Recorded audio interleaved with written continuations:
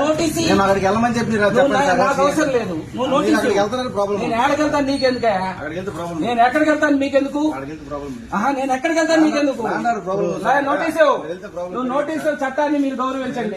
చట్టాన్ని గౌరవించండి. మీరు చట్టాన్ని అవమానపరచమాకండి. మీరు చట్టాన్ని అవమానపరచమాకండి. అక్కడ పోలీస్ పికెటింగ్ పెట్టి మా వాళ్ళ మీద దాడి చేశారు. అక్కడ బీసీల మీద దాడి చేశారు. యాదో కమ్యూనిటీకి సంబంధించిన వాళ్ళ మీద 40-50 మంది గంజాయి దాగి కోడి పందాలు ప్యాకెట్లు వేసుకుని అక్కడికి వచ్చి వాళ్ళ మీద దాడి చేస్తే పికెట్ ఉంటుంటే అక్కడ చేయలేదు, ఇక్కడ పోయేవాళ్ళని ఆపుతారు. మీరు డిపార్ట్మెంట్ పరువు తీస్తున్నారండి. యూనిఫామ్ ఎందుకు వేసుకునేది? యూనిఫామ్ ని మేము గౌరవిస్తున్నాం, మీరు గౌరవించట్లా. మీరు చట్టపరంగా ఉండండి, మేము గౌరవిస్తాం. మీరు చట్టాన్ని అవమానపరచమాకండి, మేము గౌరవించాం. చట్టం అంటే మీకు విలువ లేకుండా పోయింది. నేను నోటీస్ ఇవ్వండి. ఎందుకు ఇవ్వాలా నోటీసు? నేను ఏం చేయాలో చెప్పండి, నేను గౌరవించుంటా. నేనేం చేయాలో చెప్పండి, గౌరవించుంటా.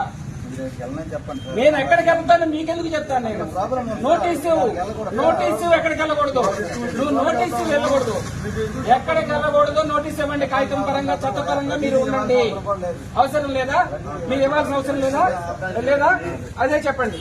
మీరు నోటీస్ ఇవ్వాల్సిన అవసరం లేదా? ఆపుతారా? కాదు, ప్రివెంటివ్ గా నోటీస్ ఏది? నోటీసు ఎక్కడికి వెళ్ళకూడదు. నోటీసు ఎక్కడుంది? దాని ప్రకారంగానే మీరు డ్యూటీ చేస్తున్నారు. మీరు డ్యూటీ నా చేస్తుంది. దుర్మార్గం చేస్తున్నారు. దోపిడీ చేశారు. అక్కడ ఇంటి మీద పడి వాళ్ళ ఇళ్ల మీద పడి దోపిడీ చేశారు. వాళ్ళని కదా ఆపాలా? ఆ ఇళ్లకు రాని వాళ్ళని కదా తీసుకురావాలా? దాడి చేసిన వాళ్ళు ఇంతవరకు అరెస్ట్ లేదు. ఎవరిని ఆపుతారు ఇక్కడ? అవి కదా చేయాలా డిపార్ట్మెంట్? కోడి పందాల ప్యాకెట్లకి అమ్మాయిలను తీసుకొచ్చి డాన్స్ చేసి ఉండే చోట్ల ఈ ప్రమాణాలు జరిగారు. నేను 4 రోజుల నుంచి ఇది కదా ఆపాల్సింది. ఎక్కడికో పోయేవాళ్ళని పెళ్లిళ్ళకే లేకపోతే ఎక్కడికో పోయేవాళ్ళని ఆపేసి సాడకపోకూడదు, ఏడకపోకూడదు. డిపార్ట్మెంట్ పరువు తీస్తున్నారు కదా.